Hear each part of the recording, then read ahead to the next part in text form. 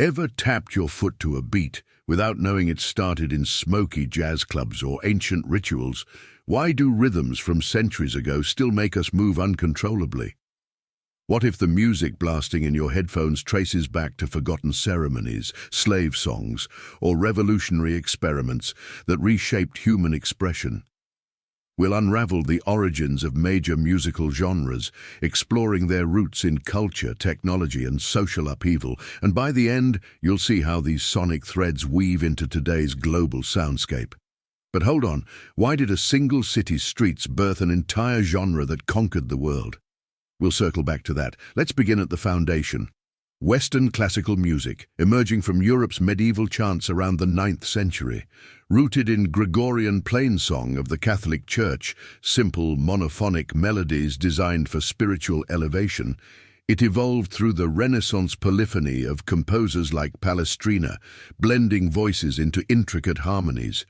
By the Baroque era in the 1600s, figures like Bach and Vivaldi introduced dramatic contrasts, fugues, and orchestral suites, influenced by royal courts and the invention of instruments like the violin family.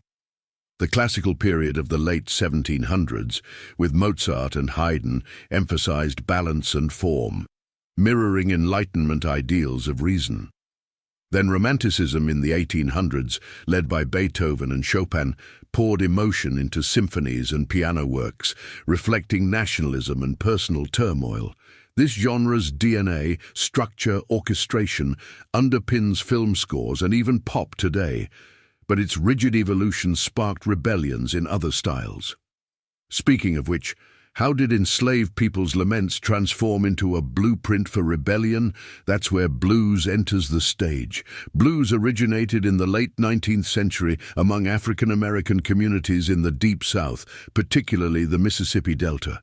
Born from work songs, spirituals, and African rhythmic traditions brought via the transatlantic slave trade, it featured call and response patterns, bent notes, and the iconic 12-bar structure. Pioneers like W.C. Handy, the father of the blues, formalized it around 1912 with tracks like Memphis Blues, capturing themes of hardship, love, and resilience. Instruments like the guitar and harmonica became central, with Delta blues artists such as Robert Johnson mythologized for their raw, haunting vocals, legends of deals with the devil symbolizing the genre's soul-deep intensity. Blues migrated north during the Great Migration, electrifying in Chicago with Muddy Waters, paving the way for rock. Its pentatonic scales and emotional rawness echo in nearly every modern genre, but why did this sorrowful sound ignite joyful improvisation? Hold that thought as we swing into jazz. Jazz erupted in New Orleans around 1910, fusing African rhythms, European harmonies, and Creole influences in the city's vibrant, multicultural melting pot.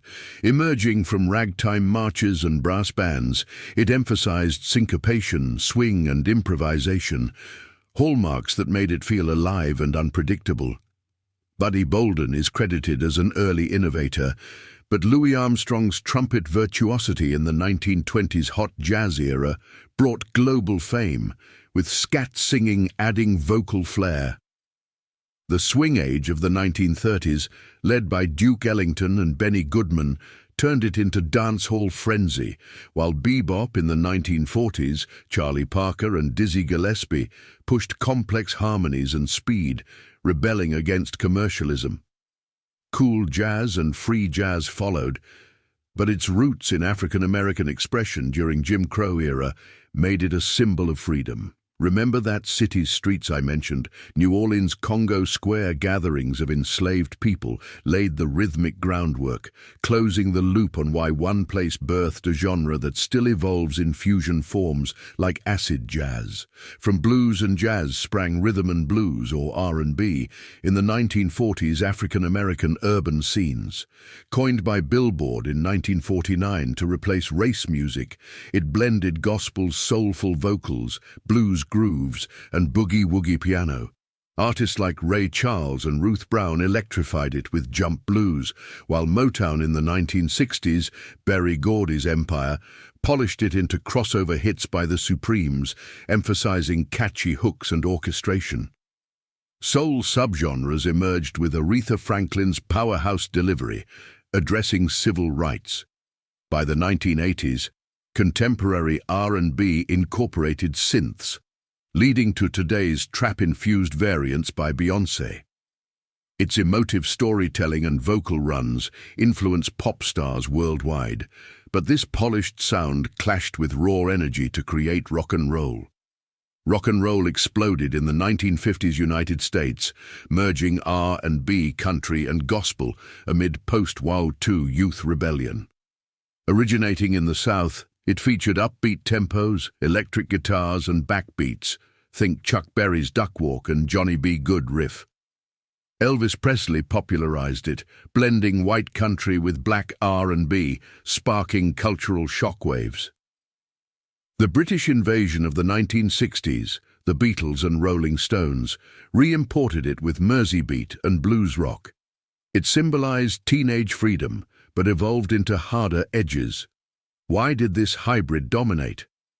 Its roots in segregated America's cultural mix forced integration. Through airwaves, rock broadened in the 1960s to 70s, splintering from rock and roll into psychedelic, Jimi Hendrix's feedback experiments, progressive, Pink Floyd's concept albums, and hard rock, Led Zeppelin's blues riffs.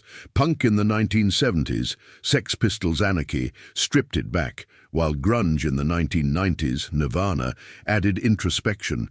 Its guitar-driven aggression stems from amplified blues, influencing metal and indie.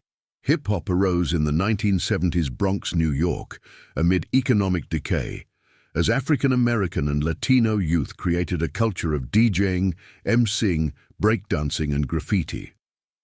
DJ Kool Herc's block parties extended breaks using 2 turntables, birthing scratching.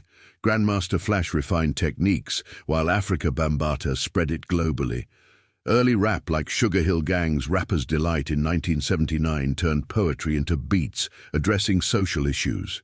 Gangster rap in the 1980s, NWA, amplified street narratives, evolving into trap and mumble rap today. Its sampling roots tie back to African oral traditions. Electronic dance music, or EDM, traces to 1970s disco in New York clubs. Donna Summer's synth grooves from Giorgio Moroder's productions. Techno originated in 1980s Detroit, with Juan Atkins's futuristic sounds, influenced by Kraftwerk's German electronica from the 1970s. House music from Chicago warehouses added soulful vocals, while rave culture in the UK birthed trance and drum and bass.